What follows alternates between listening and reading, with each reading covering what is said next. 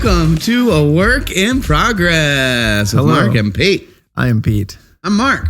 And this is us working. In progress. to the progress. progress of us working. Oh, man. I'm drinking coffee again. You're on the coffee grind? I just can't. It helps. Yeah, I told dude, that's why people do It it. helps. It just helps. And like I'm tired. Yeah. And then I drink it and then I'm not tired. Isn't it great?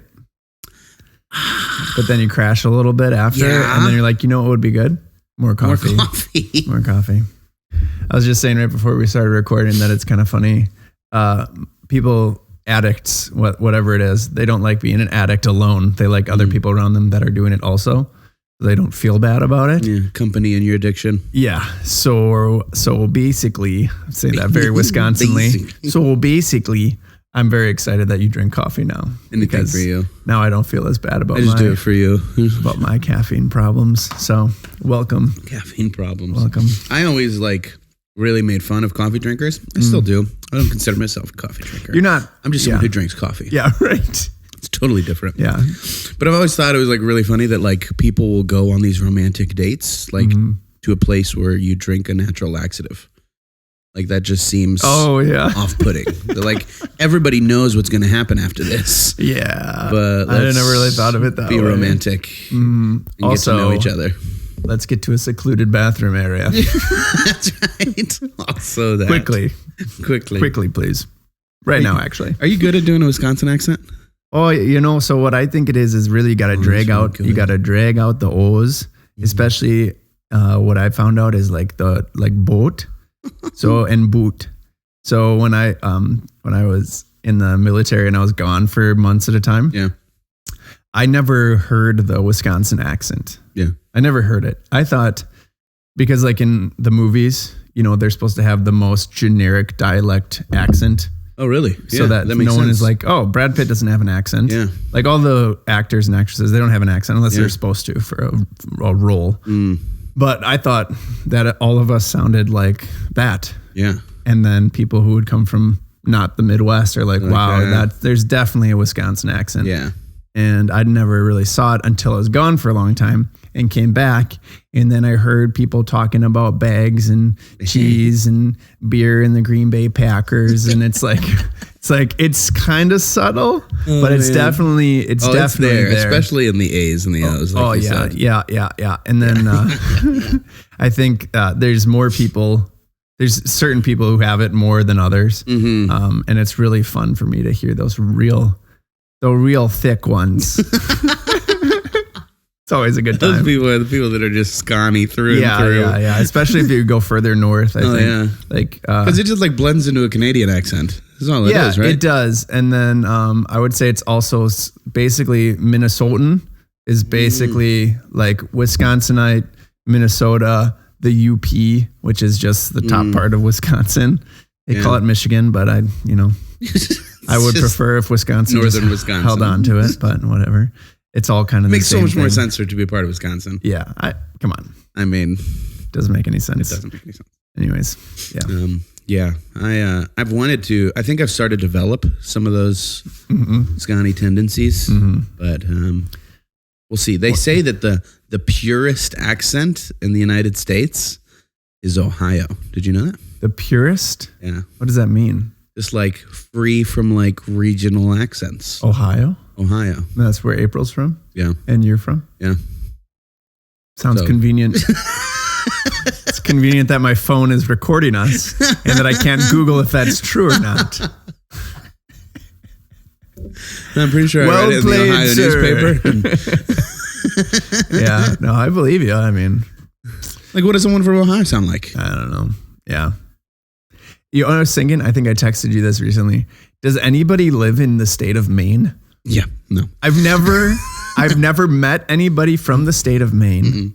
I've never heard anybody say I'm from Maine. Mm-mm. I don't even know anybody who knows anybody who's from the state of Maine. And when you think about it, I don't know of anybody that would a license plate for Maine. I've never, who would drive that far? Yeah. It doesn't even feel like a part of the United States. Mm-mm. I feel like Hawaii is more of a state than Maine is. Yeah. It just feels like Canada. Without a doubt. No, yeah, Maine is just kind of, it's over there. You just don't, no one talks about it. It might be a chunk of land, but like no one really knows because it's like No one knows. undiscovered territory. It's like, completely undiscovered. it's just like we think there might be land over And you'd there. think it would be more of a priority based on its name. That's right. Out of all the states, why is that one the main one? Why? Too easy. My word. Had to. They won the lottery in naming their state. Gosh. Yeah, All we're the right, main let's one. name our states. We are the Maine. primary state. Priority number one. Also, everyone forget about us, please. Maybe it's like a good technique because it's so beautiful there, and they don't want everyone like flooding. Is it their beautiful state. though? I'm saying that if it was, If it was beautiful. they're doing great at keeping people don't away know and what helping it looks people like. forget about it. Yeah. I've seen pictures of Maine in fall. Apparently, they have leaves that turn colors like everybody else. Sounds fishy to me. But it could have been a photo from Ohio for all we know. Yeah. Yeah. Yeah. Have you seen those TikToks of like my favorite place in Wisconsin? But it's clearly not Wisconsin. Oh, yeah. That's what it is. Yeah. There's not really anything in Maine. It's not. We might have to drive there and do a podcast What there happened- to prove to the world that Maine actually exists. Happened is when the map developers were first drawing their map, they were coffee drinkers and they dropped coffee right there. They're like, oh, there must have been a landmass there. Oh, no. So we'll just call it Maine. Do some squigglies. State of Maine, priority number one. Yeah. Mm-hmm. If you live in Maine, I don't believe you. First of all, Prove it. prove us wrong. Yeah. Is there any evidence that Maine exists? You know Any what else I was whatsoever? thinking of on this discussion is maps in general. Yeah. Like at one point, somebody did the maps, right? Somebody did the Somebody maps. did the maps. Like Yeah. Lewis and Clark were like walking it, Yeah. right? And at this point, 99% of America or the world Yeah. is just taking it essentially on faith that these maps are correct. True, yeah. Nobody who's going to recheck these maps Yeah. to see if they're legit or not. Yeah. I mean, you could argue that, we've taken pictures from space if you believe space is real. Space is real. I mean, come on, get real. I feel like we have satellites that see it now. Supposedly. It's fishy. I think they're all attached to balloons. they They're much closer than we think. But that's a different discussion for a different day. Yeah. Because those satellites conveniently include Maine. And as we've already decided, Maine doesn't exist. So fishy. Right. Fishy. Now that we've lost all credibility. Yeah. Nobody's listening anymore. That's okay. Now we can just talk. That was the whole goal. Get rid of everybody. That's so that you and I The can just people talk. who are listening for useful information. Yeah, definitely not useful. So, you know what I can't stand? What? People, and I understand it's correct, Uh-huh. but I still don't like it. When people say data Okay. as the plural, do we need to worry about that? I don't Upstairs? think so. We're at church and someone's ringing the doorbell. Is that what that is? No, it's the phone's ringing. Oh, the phone. Kai's going to That's what phone. Oh, I hope he doesn't. I thought it was like a. That's what the ring. phones used to sound like. I haven't heard a phone ringing That's right. like that on a hook. It's legitimately, it's like one that's mounted to the wall that it has the squiggly cord on Right. it and you push the numbers. Yeah. That's the phone that's in there. You know what people will never say again, realistically, is phones are ringing off the hook. Oh, yeah. Because there's no hook. There's no more hook. Except for that one. That one phone. It's just our basement phone. It's just our basement phone. Anyways, back to my point. Like scientists will say Data. like the data show that whatever, or the data prove that this and the other thing. And using data, it doesn't have an S, like data's prove, yeah. whatever. And everything else in the English language, if there's a plural thing, then the next thing doesn't have an S on it. Yeah. If it's singular, then the next thing does have an S on it. Most things, yeah. Most things, right? Yeah. But they say like, the data show that this. It's like, no, the data shows. Yeah. The data shows us this. Yeah. And I understand that these scientists are correct in their use of it. Have they used it? Do they use it that way? Yeah. You've never noticed this? No, I've never noticed this. Oh, dude, it drives me Because crazy. naturally, I just want to make it singular too. No, it's The data they shows. they say the data show that, or the data prove that, instead of the data proves. And it drives me crazy. Feel like they're wrong. In my opinion, even though it's incorrect, they're incorrect. Even though my opinion is wrong in this stance. And that bothers me a lot. Yeah. Anyways, I just had to get that off my pretty crazy. chest because I feel like most people would be on my side. You feel better now? I do. Good. I do feel better.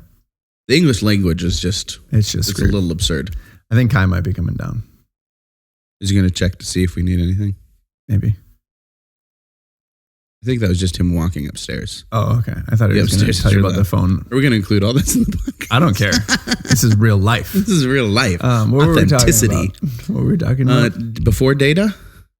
No, I don't know. I don't know what we were talking about before data.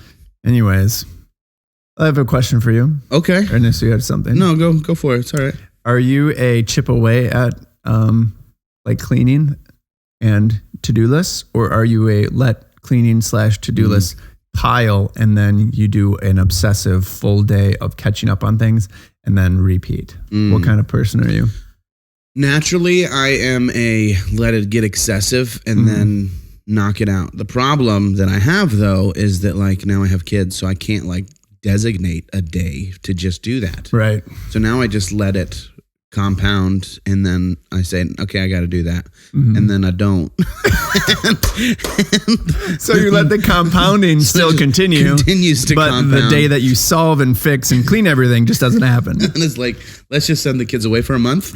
We'll need catch up. A full month. A full month. What are Yeah. you? Same. Oh, yeah? Yeah. I'm a procrastinator, and but I saw somebody talk about this and I thought it was so funny. And he was saying like, yeah, I'm a procrastinator. People like to give procrastinators a hard time, but he's like, I will stop being a procrastinator when it stops working. Yeah. He's Wow. like, it works. It works. He's like, I still get everything done. Yeah. And he's like, you can talk about the stress levels that I have of putting it off and thinking about it and anxiety and stress and whatever until I get it done. But guess what? I always get it done. Yeah. I just wait. Just wait. And I thought that was really funny. And it's like kind of a good point. It's like, yeah, I'll stop procrastinating when it stops working. It's just a different level of peace. I mean, different moments of peace. If you procrastinate, you're not worrying about it leading up to it. Right. Yeah. It works. Yeah. Have you heard the story of the Mexican fisherman? No. I really like this story, and I think you'll appreciate it. This is not a joke. This is a real. Okay, so I shouldn't be chuckling. Well, you can, but I think it's a really good anecdote of life. Okay. So this is a hypothetical story, but there's a good message. So this like wealthy businessman, let's call him an American businessman, goes to Mexico, and he meets this Mexican fisherman. And the Mexican fisherman, he goes out for a handful of hours every day, catches enough fish to feed him and his family, and sell a little bit here and there to provide for his family, have a house, and all this stuff. And then most of the afternoon, he ends up like sitting with his friends. In the evening, they have a campfire, they sing songs, and they talk about the day, and they laugh together and all this stuff. And the next day does again.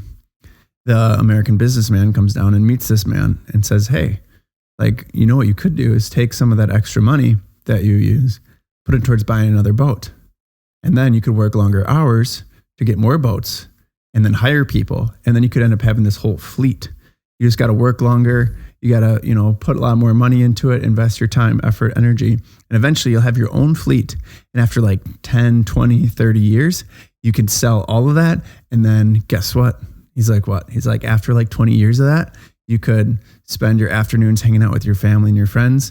And then in the evenings, you could have campfires and sing and dance and laugh with all your buddies and not have to worry about anything. He's like, yeah, but I got to do that now, and it kind of relates to how we think, I think as Americans is like, we have to grind and sacrifice and make this like huge fortune so that when we're 60, we'll be able to unwind and relax with our loved ones. And when you could just not work as hard, live a simpler life and enjoy those things now. Yeah. Which is an interesting take, I think. Yeah. I think it's an interesting take because the time when at least we feel pressured to work hardest and the most is during the years where we have a young family, young kids, things like that, where we should be at home investing in those things.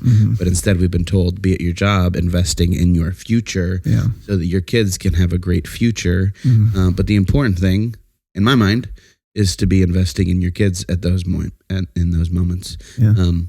But it's a completely different perspective. Mm-hmm. How do you think we got there? I think it starts back with, I think it was Rockefeller. There's all those founding guys of the country, and there's Rockefeller, and there's another guy. I can't remember, but and I don't want to misquote, but I don't have my phone because it's recording us, so I can't Google it. How convenient. How convenient.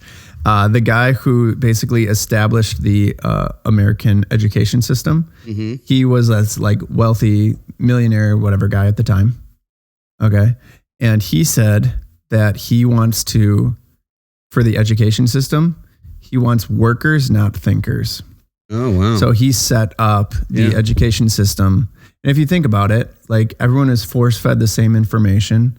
We're made to sit in a desk. In a desk for certain hours, have a lunch break. You're told what to do, what to learn, all these things. And creativity in most schools is suppressed for the sake of passing a test. Yeah. And that is essentially setting you up to work a job where you're told what to do and to do a good job at it. Yeah. Not to think for yourself and all these things.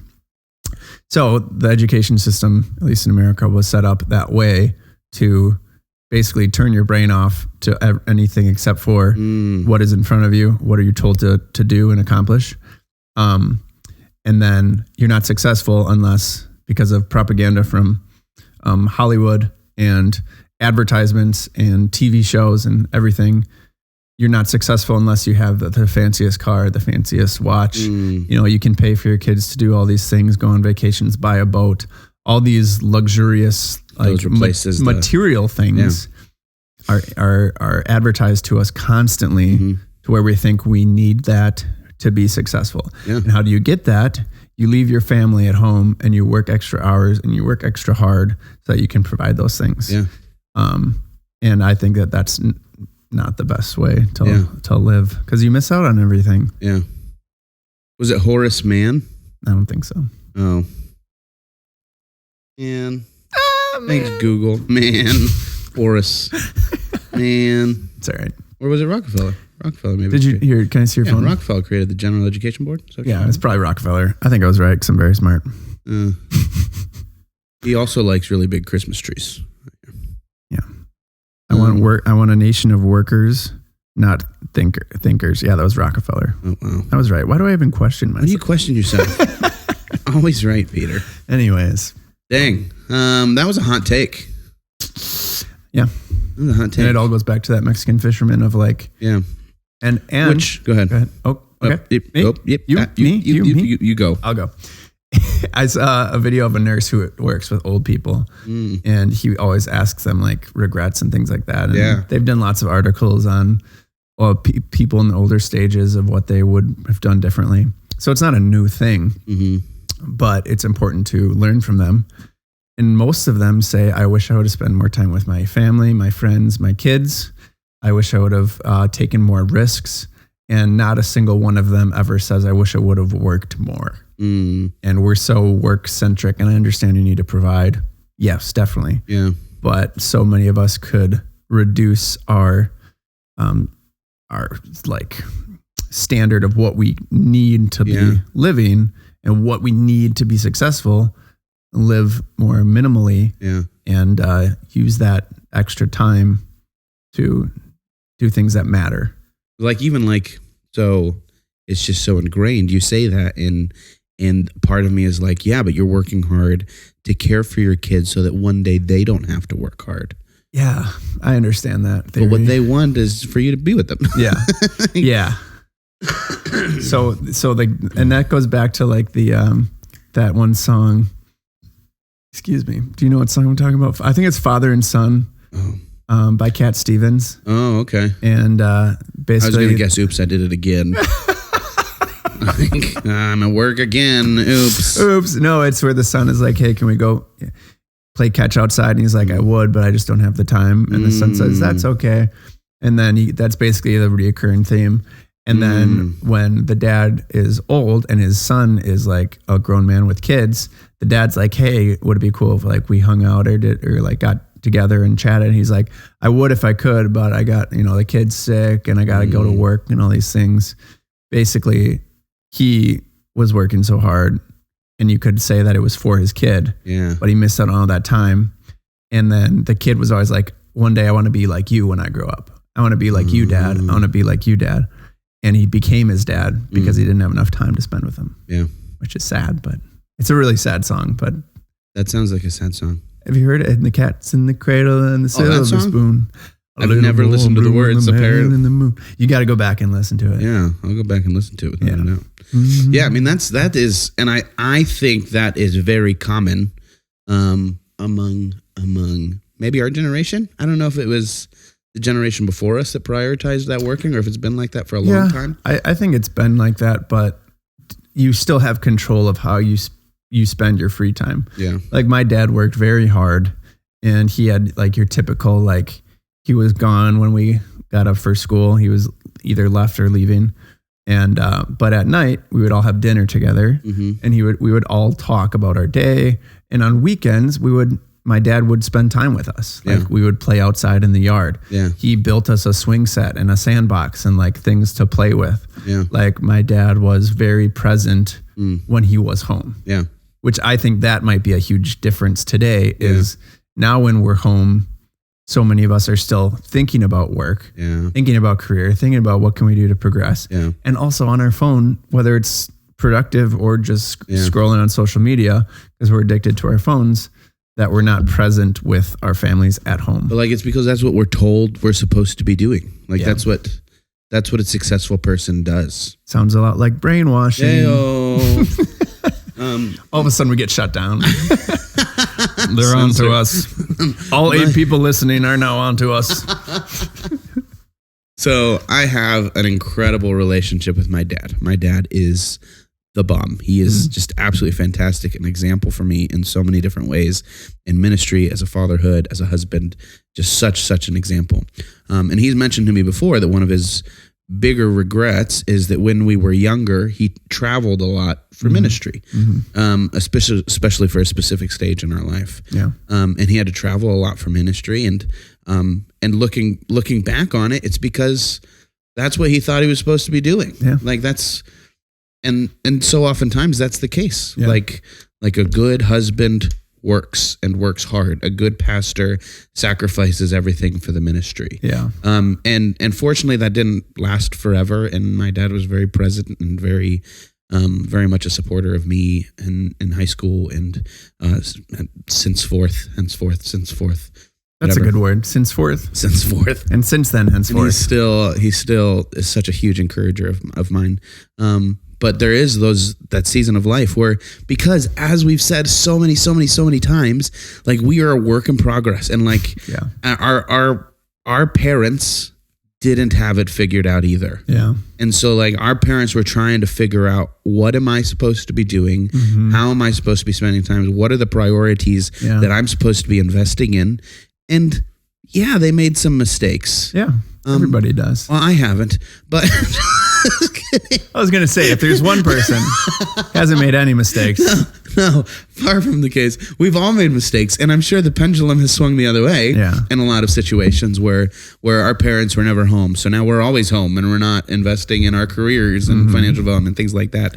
And that happens. And so, but it is a matter of discerning what is important to you. And then investing in those things. I personally think family is really important. I agree 100%.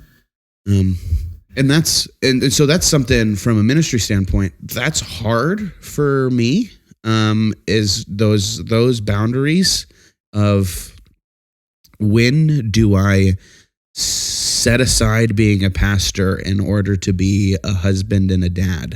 Because a pastor is like one of those 24/7 callings. Like at any point, someone could call and say, "Hey, I need you. I need to do that."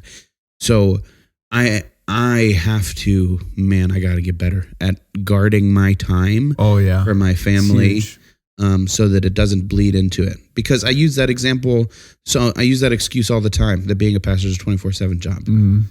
It can easily wait until the next day. Yeah. Easily wait. Yeah. I don't have to do this right now. Airplane mode, buddy. Yeah. Ooh, man. Yeah.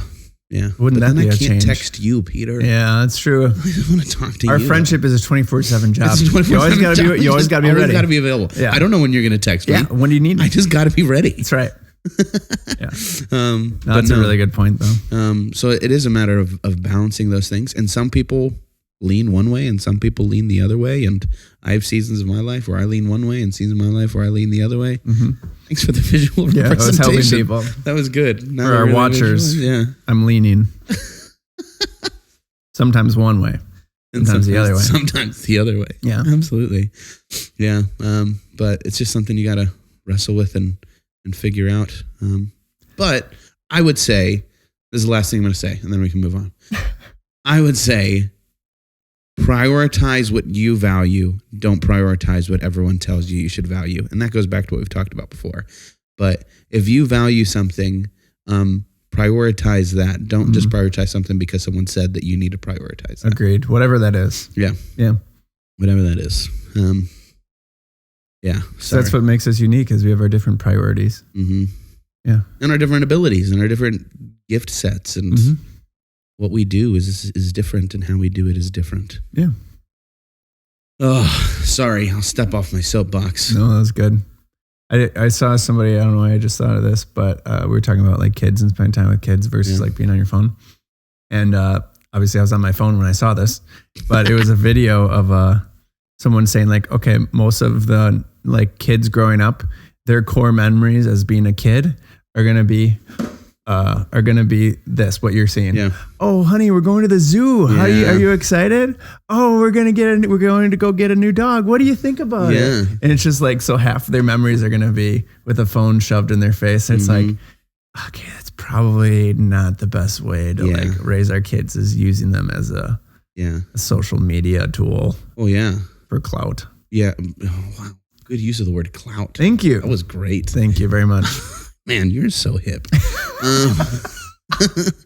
Yeah. And I mean, if we're honest, kids get more likes on Facebook. It's clear. It's clear. So it's so easy to do that. But I definitely do that a lot with Henry. Mm-hmm. But I would argue, so darn cute. I would argue that a lot of those moments are moments that when I was a kid would have been taken with a camcorder. Mm-hmm. Like my parents, like, this is a fun moment for us to capture, that we can watch later. Yeah. It just so happens that instead of me saving it onto a cassette tape, I'm saving it onto my Instagram stories so that I can go back. Like I have Henry logged on my saved stories or highlights. So at any time I can go back and look at those and be like, oh, wasn't this fun? Yeah. Wasn't this cool? So that's kind of my log of memories instead of having a photo album, which was the old way of having memories. Now we have digital memories. It just becomes too much when it's like your whole conversation with your kid all day is with a phone in their face. I've had my kids tell me before, Daddy, can you stop recording? Yeah. And I'm like, oh. Yeah, definitely. Yeah. Okay, I guess. Sorry, but you, and I want to tell them, but like once this is edited into a TikTok, it's going to be so cool. It's going to get so many likes. We're going to get like 212 likes. Which is going to blow. Which is going to be. Last one was 164. This one's going to be 212. Just wait. Just ready. I'm going to adjust my hashtags. Yeah. Adjust my hashtags. Dude. I get it. Yeah. And so when they say that, I'm like, oh, yeah, you're right. But I was thinking like, what is technology going to be like when our kids are older?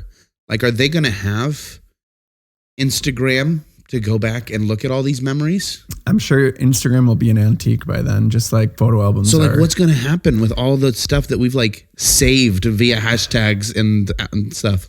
We'll see about like the Neuralink thing that, do you know about that? No, it sounds terrifying. So Elon Musk. Okay. I'm sure you've heard of him. I have. Yeah. So he has developed what's called a Neuralink, which is essentially a data chip that you put into your brain. Oh my goodness. That essentially turns your brain into, you become a human computer basically. Okay. So you have access to Google, but instead of having to type, you can just access it. Think basically. So you're skipping a lot of roadblocks from having to type things into your phone. And I think it's also data storage. So it's potential. So this is all hypothetical, and I'm not an an expert on the Neuralink. This is just stuff I have heard. A lot of it secondhand, so this might be not true. So don't come at me. I'm just speculating, bro. But people have said like that might be a memory saver too. So instead of having to use your brain, basically everything you've seen, you can log into your chip as long as you have enough memory or whatever, and you can probably delete things or save things that essentially you see. That's crazy. Does that make sense? Yeah. So, and you're smarter. You're just like sharper, quicker because it's affecting your neurons so that everything in your brain is better. Wow. And you're basically a human supercomputer.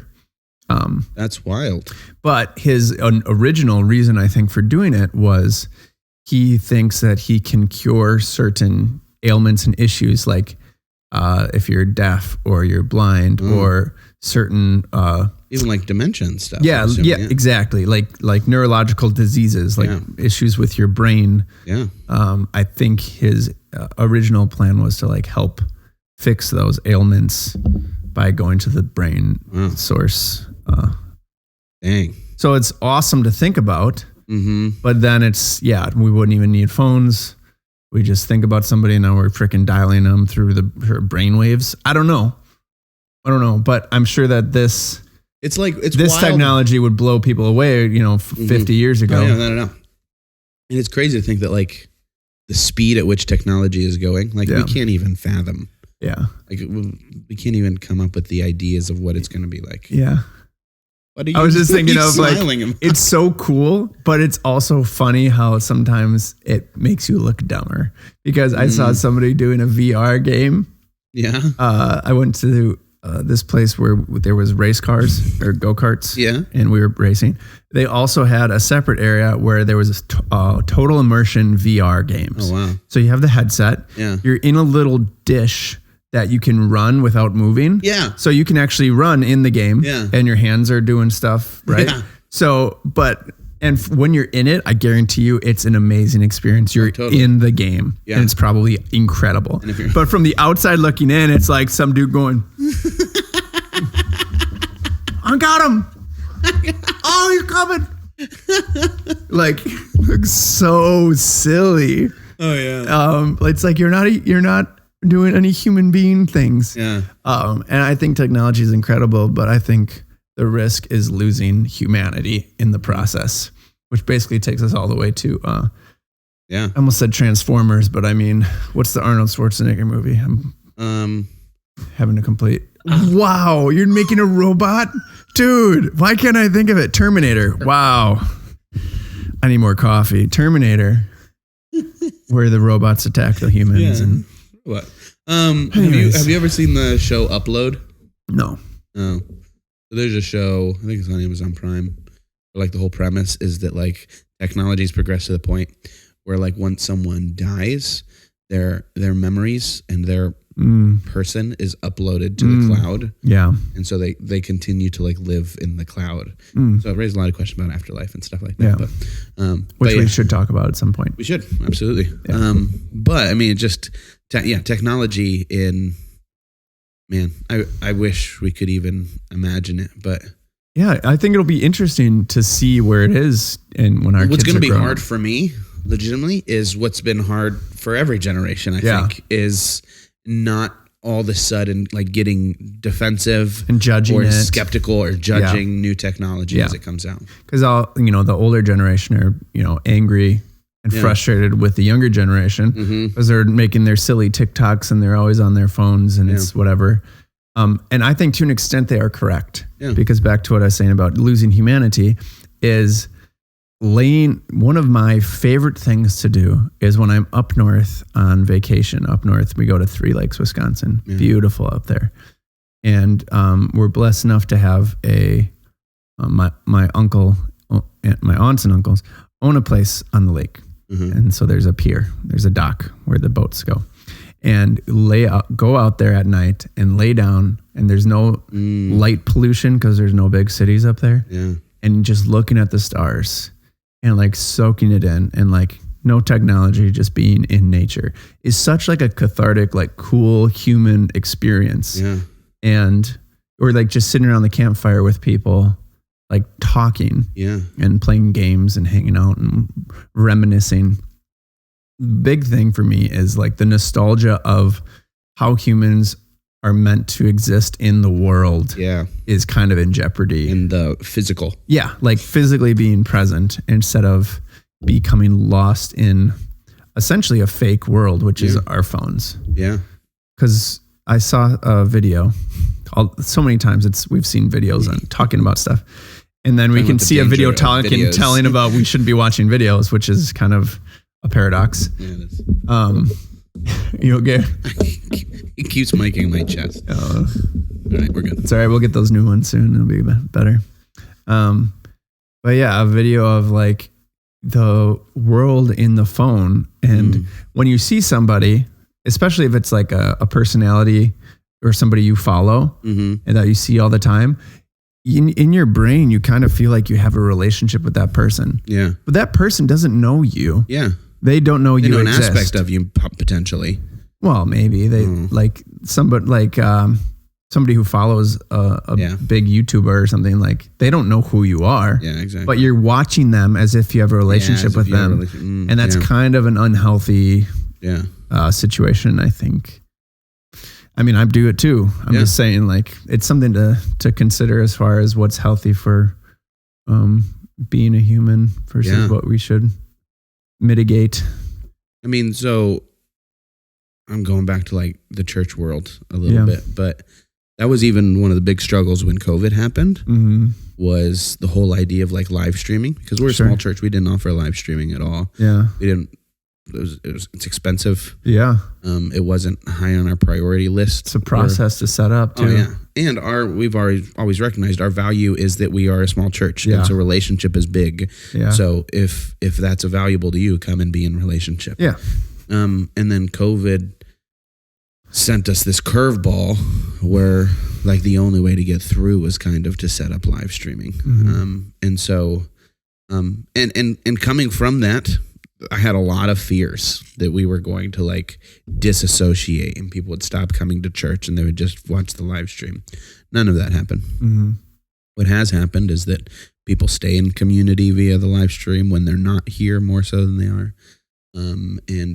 There's other people that have joined our community that started in live stream or that that's the only way because of sickness and things like that they can, but they're still in community. And so, so there are benefits that come from it, but there's also still so much fears. There's like a whole movement for like VR churches, where it's like people around the world that all put on their headsets at the same time, and you can like be in the pew next to somebody that's also and you're like VR. Interacting with people that are all VR, and it's like a VR building that you're walking through, and you're watching a VR pastor, and it's like I don't know how I feel about that. Yeah, well, and that's where like I'm wrestling with like, obviously we're nowhere near doing that, but is that a future potential of what life is going to look like?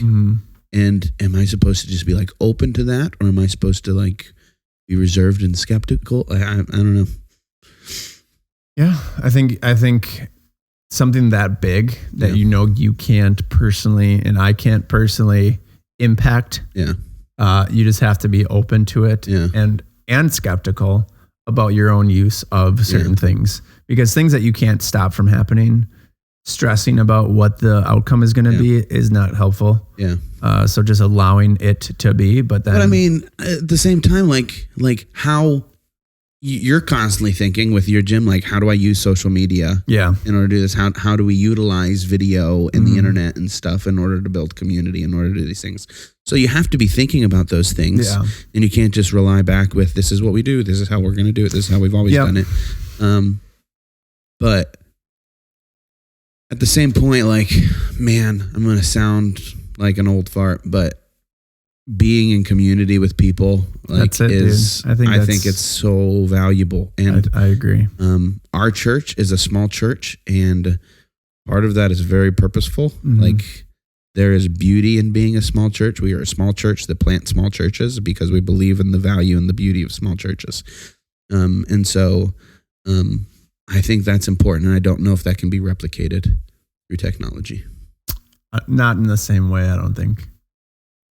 Yeah. I would say close to 90% of people I sit with talk about how they tried working out at home. I'm talking about people I sit with that want to be members at the gym. Yeah. And they'll talk to me and they'll say that they have all this equipment at home that's just collecting dust. Yeah. And a big part of that is because they don't have community. Yeah. There isn't community at home. You're sitting by yourself. You're like trying to get motivation to exercise, which is very difficult on your own. Yeah. So people want to be surrounded by other people who are doing the same thing, pushing each other, encouraging each other. And then you also, like, we are group beings. Yeah. Like, we're a group animal. Like, we're meant to have community. Like, there aren't just people living by themselves in the middle of nowhere. They exist, but that's rare. So I think we thrive when we have people that we can be surrounded by. When it comes to a church or a gym or, school, anything like that. It's very hard to do things all by yourself. Yeah. And then it's not nearly as enjoyable, at least in my mind. Like, I agree. It's not even close. I mean, I'm sure there are people that love doing things alone, and I understand that value. But then there's other areas of their life that they have community. Yeah. I think there's a place for both. Yeah. But if you have one or the other, I think it's no good. Why do you think community is so important? It gives you something to like be a part of. So you belong to something. And I think we do want to belong to a group and feel welcomed and know that there are people who care about us, and also to have people to care about is important to have a reciprocal relationship with people. In just many ways, I think that's just outstanding to have. Yeah. And then to have people around you that have core similar values. If you're at a gym, it's health and fitness. So you know that those people care about that. If you're at a church, it's God, faith, spiritual health. People in that situation have the same interests. So you know that you'll connect along those lines and have something in common to build a relationship on. Yeah. This might be personal preference, but I think the most valuable communities are where the kind of the unifying draw is the community itself. Yeah. Rather than just the goal or the progress or anything like that. Like, one reason I love Eupraxia is because of the community. Yeah. And it's not only if you're doing super well can you be a part of this community, or only if you're sticking to your meal plan, or only if you've been here every day this week. Right. There's just still a community. Yeah. And there's a unifying factor. And that's what I love about the church. Like, it's almost like you should put it in the name. Cedar Creek Community Church. Didn't even think about that. It's in your name. Yeah. Clearly it's a priority, community, which is fantastic. Yeah. But is that we are not unified by how good we are or anything like that. We are unified because of our practices, and we're unified because of the God that we worship together. Community is essential in my mind. Life. One of our slogans is "Life is hard, don't do it alone." Because that hits on so many levels, right?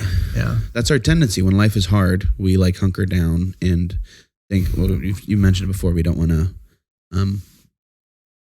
burden somebody else. We don't want to do that. But when life is hard, those are the times that we should. I wonder what the reason is psychologically, because I think that's a mechanism that a lot of us have.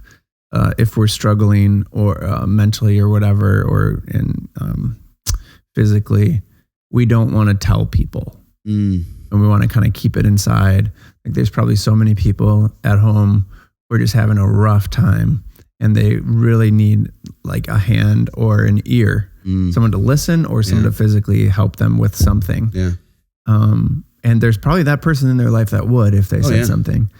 But what do you think it is that so many of us don't want to reach out or do that? Yeah, man. I think a lot of it stems from a lack of identity and a lack of self-worth that we kind of, how we view ourselves is, again, how we think other people view us. Yeah. So when we view ourselves as a burden, we think that other people view us as a burden. Wow. So, I think that's, dude, I want to sit on that for a second. I think that's extremely profound, is the perception that we have of ourselves. we assume that's a perception that everyone else has of us. Yeah.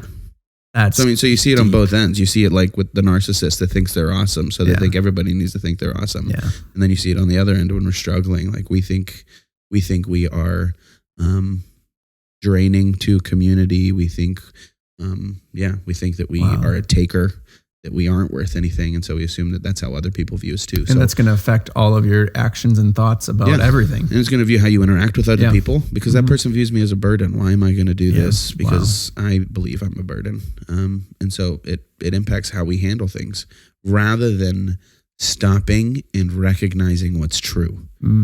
Because in those, again, we are masters at telling ourselves lies, and we're masters at leading ourselves in a direction opposite than what is true. The deceiver is there.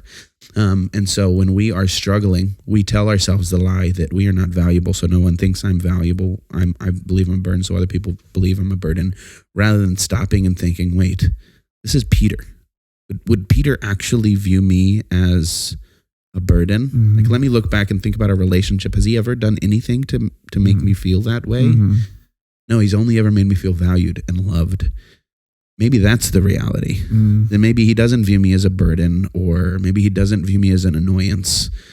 Maybe he truly views me as a friend and truly loves me, because that's what he's shown me time and time again. That's the truth right there, dude. I know, right? Yeah. And so when we stop in the midst of our spiral and say, wait a minute, what is reality? Not what are the lies that I'm telling myself? What is reality right now? Yeah. That can drastically stop the spiral and send us in a different direction. Wow. That's really challenging to do. Yeah. Especially because you have to have that moment of realization first. Yeah. Of this voice in my head. Is it lying? Like, this is what's happening. Is right lying to me. Yeah. And then you have to say, okay, what is actual truth? And when you're in that spot of, especially when it's a habit of believing the lies and the negativity, being able to admit that the truth is different from what you've been telling yourself, because then you've been wrong, which we don't want to be wrong because we have ego. Yeah. So it's easier to be wrong about a negative, right? Than to admit that you were wrong and then have to change your thinking. Yeah. And I think positive thoughts and positive actions are so much more difficult. Yeah. And I think exert more energy in general, especially when you don't have momentum from them, than negative does. Negative is just easier. That's a challenge to think, okay, this is a lie in my head. It's either from the deceiver, the liar himself, or just from myself battling inside of my brain. But this is truth. I am a good person. These people love me. I am worth all these things. Yeah. And my perception should change to be the truth. Yeah. That's tough. Yeah. So one of the practices that a good friend, mentor of mine, has really helped me with, and this might be helpful for other people. I think it is, because I think it's incredibly valuable, is this idea of grounding and kind of being present in the situation and where you are at that moment to kind of cut through. Again, I've talked about those different layers that we're in, and so often we are stuck in this top layer of chaos rather than grounding ourselves in the reality of our situation, the reality of who we are. And it can be as simple as you recognize, and that's often, like you said, the hardest time is recognizing that we're spiraling. Yeah. Recognizing that we're taking a step back and seeing what's happening instead of being in it. Exactly. Yeah. And stepping back, and in those moments just thinking, all right, what are the sounds around me right now? Like, let me identify those sounds. What do I see? Let me look out the window. Let me see the trees blowing in the wind, the melted snow running down the street. What am I tasting? Am I tasting my coffee, whatever it is? What am I smelling? What fragrances? And really making you present in that one moment so much helps stop the spiral. And then you can be like, all right, this is my reality, my physical reality right now. Let's figure out what's actually real. Yeah. I love that. Yeah. And it's a practice. Like so many things, it's a practice. Yep. So it's not something I do just when I'm spiraling. It's something that I need to get better at, but something that I do at a random point in my day. Right? What's real right now? I actually had a similar experience today. I had a member talk to me before a class this morning saying, hey, could I talk to you after class? I just want to talk to you about like disappointment. And that was what they said. And I was like, okay, like we'll talk after class. And I'm leading the class the whole time thinking I'm a disappointment. I let her down. I've disappointed her. I didn't do a good enough job in this, and this. Boy. And now that's the reality in my head. And my heart rate is up. My anxiety is through the roof. I feel like I'm choking. Like I can barely, I'm not functioning normally, even though I'm probably looking like that on the outside because I'm worried that I'm a disappointment now. Yeah. Only to find out that she was disappointed in herself for not doing certain things. And now I'm the encourager and saying like, no, you're not a disappointment, which is what, dude. Go talk because this is so it. And because you assume you're the disappointment. And then other people will say, no, that's not true. That's in your head as your perception. You are not. Whereas I did the exact same thing that she was struggling with. And I'm trying to help her now to disarm that internal struggle. And the things you tell her are so different than the things you tell yourself when you're in that struggle. Yeah. It's so much easier to be gracious to other people so many times than to be gracious with yourself. Yeah. If someone's struggling with being a disappointment, you remind them you're not a disappointment. You are loved. You are valued. You believe that. Yeah. You're not just saying it. Without a doubt. But you can't believe it when you say it to yourself. Even though other people will say it to you, believing it to be true. Yeah. It's so crazy how much goes on inside of our brain, inside of our head. That's just a war, a battle, a struggle. And most of it isn't real. Yeah. It's just thoughts and discussion. And then if you put a box around yourself and look at the whole rest of the world, nothing's happening that's being affected by your brain and the internal dialogue. None of the Armageddon that's going on in your brain most of it isn't real. But we still do it. And it can ruin our day. It can ruin our week. It can ruin our whole year. Oh, yeah. It can ruin relationships. It can ruin your job. It can ruin so many things just because of thoughts and sayings and words that you're allowing to fester in your brain. Yeah. Isn't that insane? It's wild. Not insane. That's the wrong word. It is wild that happens. It has so much power. Yeah, it does. It's so strong. Yeah. So strong. We got to do better at it too, because you're awesome and I love you. You're awesome. And you're phenomenal. Oh, and I appreciate you very much. Thanks, man. And I know right now you're coming up with reasons why that's not true in your head. Shut them out because it's not. All right. All right. I appreciate that. Yeah. Last time we chatted, we talked about comparison and me comparing to my brother. Yeah. Dude, my dad sent me a text this week. I'm going to try not to get emotional. But just where he reaffirmed those things that like I know to be reality, but my mind lies to me, and like just reaffirmed that like you are just as successful and valuable as your brother, and the outcomes are not what make us think that. Like you are where God has you. You are an example to so many people. You're an example to us. And just reading that stuff, it's those things that we just need to hear a lot of times, and we just need to receive a lot of times, and that makes it easier to believe, I think. Yeah, that's so great, dude. It was powerful. I'm glad, man. Yeah, it was good. Did you allow that to be true for you? What you read? I did. Good. I did. Yeah, and that's an area that I'm working on too. Is receiving those things as true instead of just writing it off as, oh, my dad listened to our podcast and he felt guilty, so he's just trying to cover his butt and say something nice to me. Right. But recognizing in the reality of what's happening, like, no, my dad loves me and values me. And I'm really blessed that I get to say that. Yeah, man. It was special. I'm glad to hear that. That's fantastic. I'm so grateful for you, man. I'm grateful for you, bud. On a note of people listening and reaching out, last time we talked about my brother. Yeah. And he did not reach out to me. He didn't. So, which means, I was wondering, he didn't actually. Which means one of two things. He didn't watch it all the way through, or he didn't watch it. Or he agrees with me that he is better than I am and he doesn't want to say anything about it. He doesn't want to say anything. He's like, yeah, checks out. That checks out. Nothing needs to be said further. So, Ben, if you're listening to this one, this we is talked two about podcasts in a row. The last one that you've been called out on. Ben, we're waiting. I'm not going to text you to watch. I'm going to wait. Maybe he's just procrastinating and going to binge them all at once. Possibly. It also, to be fair, last time when we talked about him, it was towards the end. Yeah.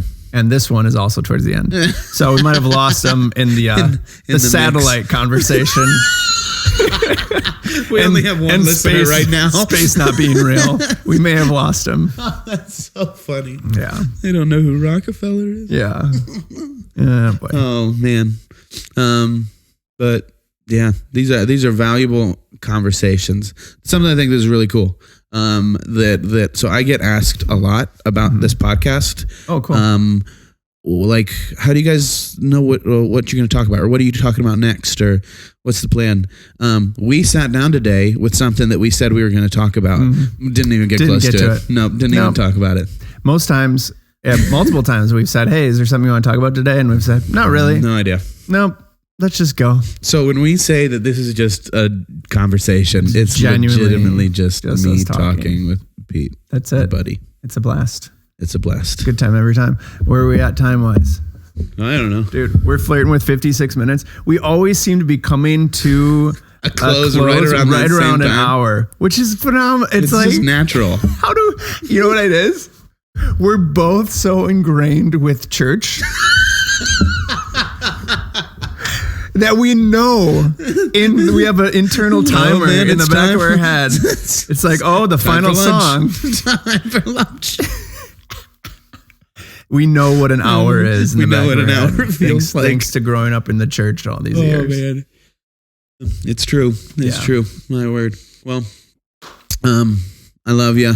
You're awesome. You are an encouragement to me and to so many people, man. Thanks, bud. I appreciate that. I'm just so thrilled that I get to be with you and be your friend for a long time to come. It's pretty cool that people care a little bit. Isn't that cool? That's really cool. Like, even if it's just you. Yeah. That's phenomenal. And that's what we talked about before is like, I just want to talk to you as I love you. And I love our conversations. Yeah. And if one extra person listening gets some help and encouragement in any way, that's phenomenal. Yeah. I hope you got something out of this today. Absolutely. Because we love you too. Yep, we do. Yeah. You're awesome. Sweet. All right. We'll talk to you later. Thanks for listening. Okay, bye. See you later. Bye.